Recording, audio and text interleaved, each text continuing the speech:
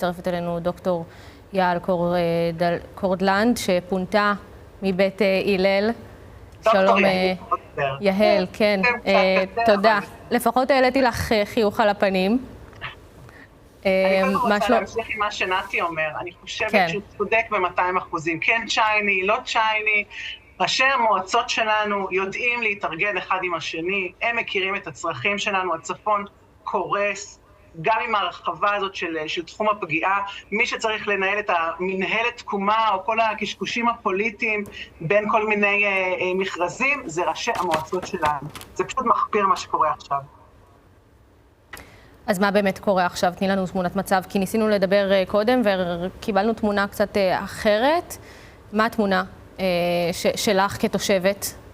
אני יכולה להגיד לך לגביי, אני כבר עוד מעט שנה מחוץ לבית שלי, התפניתי, שכרתי בית ביישוב שהוא 40 קילומטר מבית הלל, מהמקום שבו אני אקורה, וגם פה האזעקות מגיעות, הבית השכור הוא בלי ממ"ד, אני מוצאת את עצמי רצה למקלט, שמתי את הבנות שלי במרכז, אני אצטרף אליהם עוד כמה שעות, והם אומרות לי, מה, אמא, עוד פעם 7 באוקטובר?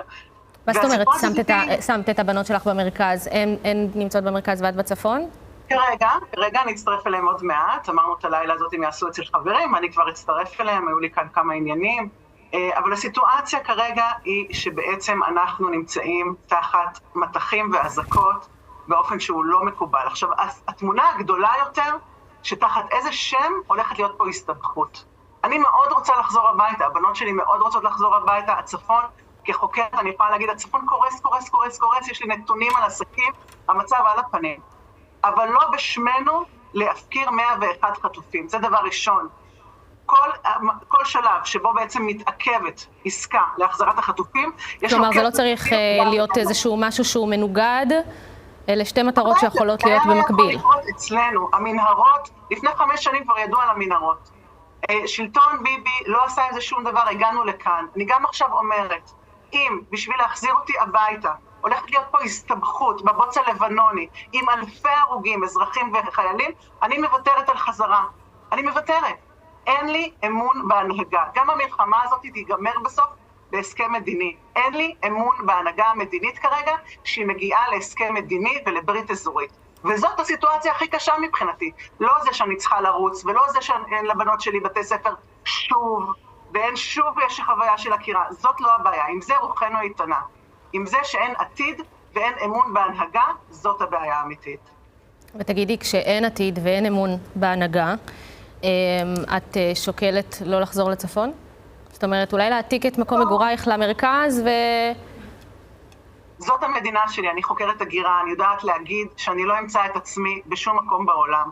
אני מספיק חוקרת מהגרים שמגיעים לכל מיני מקומות כדי לדעת שזאת המדינה שלי ושל הילדות שלי.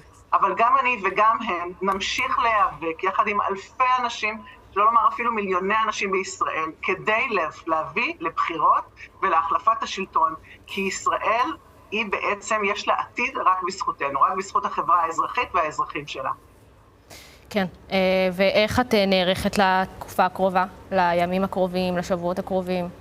כמו שאמרתי, אני חושבת שכרגע אני בבית שאין בו ממ"ד, אני צריכה לרוץ, אין לימודים, אין חוגים, אין פה תכלית, אין לי פה מה שמחזיק אותי, ולכן, כמו שאמרתי, הבנות שלי בעצם העברתי אותם למרכז, הן צעירות, 13 ו-16, הלימודים גם ככה ממרחק, גם אני ובן הזוג שלי נצטרף אליהם, ואנחנו נראה מה אפשר לעשות, אבל הרעיון באמת להמשיך ולצאת לרחובות בכל מקום שזה בטוח. השבוע, בפעם הראשונה, אנחנו ביטלנו את הפגנת המיעד. הפגנת המיעד מאז נובמבר עומדת איתנה ואומרת שחייבים לקרוא לבחירות עכשיו, ולראשונה השבוע, בגלל בעצם ההתחלה של ההסלמה, אנחנו ביטלנו אותה.